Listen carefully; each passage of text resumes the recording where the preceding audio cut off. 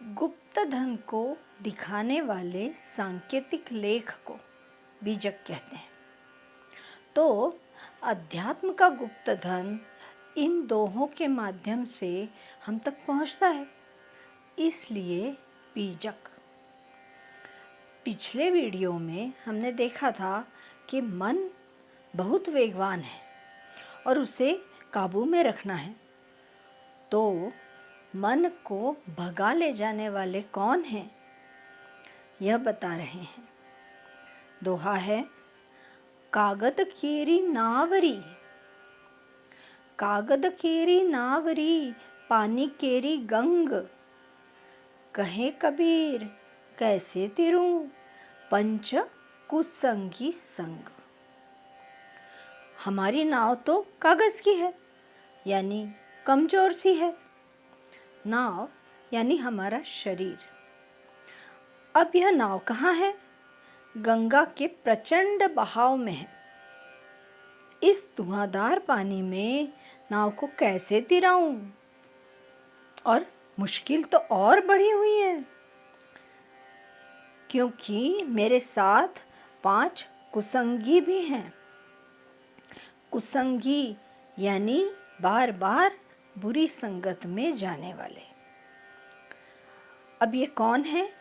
ये हैं 5 इंद्रियों के विकार, शब्द, स्पर्श, रूप, रस और गंध। कैसे हैं ये अगले दोहे में देखते हैं। कुरंग मतंग पतंग श्रृंग भृंगा, कुरंग मतंग पतंग श्रृंग भृंगा, इंद्री एक ठग्यो तिस अंगा। देखिए, इतना छोटा सा 10 शब्दों का पद है और कितना गहन अर्थ इसमें भरा हुआ है।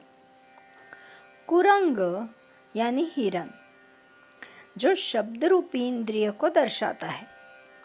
ऐसा कहते हैं कि जंगल में अगर हिरन को कोई धुन सुनाई जाए तो वह उस मनोहारी धुन को सुनते हुए दीन दुनिया भूल जाता है और शिकारी का शिकार बन जाता है।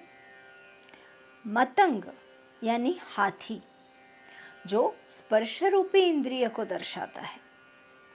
हाथी हथिनी के स्पर्श से मोहित होता है और उसके लिए भागता हुआ जंगल के गड्ढों में गिरकर प्राण त्याग देता है।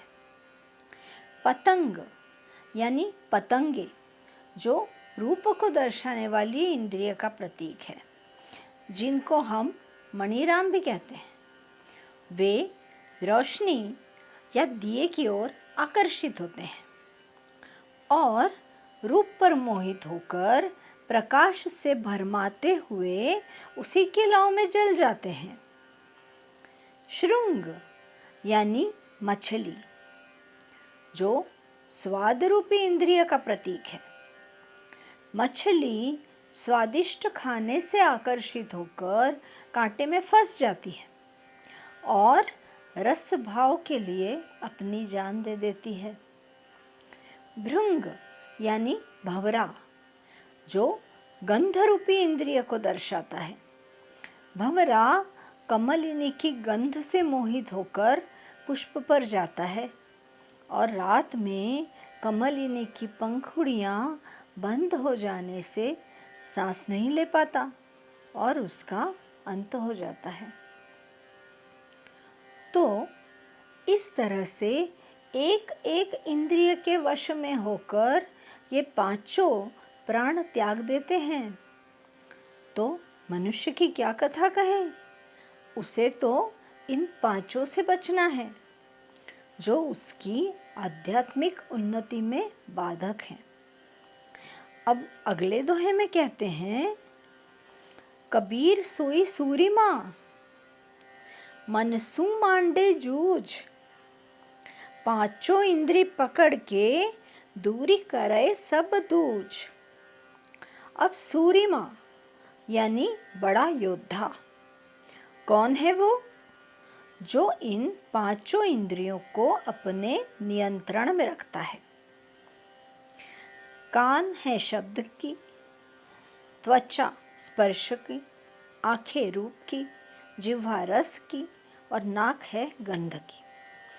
हमारा मन इंद्रियों के पीछे भागता है, तो इनका उपयोग हम ज्ञान प्राप्ति के लिए करें।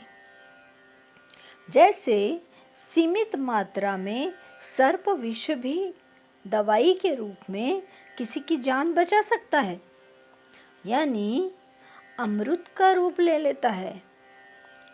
उसी तरह से नियंत्रित इंद्रियों से जो योद्धा मन को भी अपने वश में कर लेता है, वह आत्मबोध प्राप्त करके सारे द्वैत को ही मिटा देता है।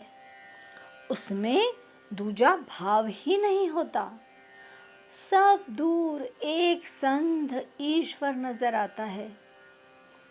तो इस सुंदर भावना के साथ कबीर साहब को प्रणाम करते हुए हम विदा लेते हैं। धन्यवाद।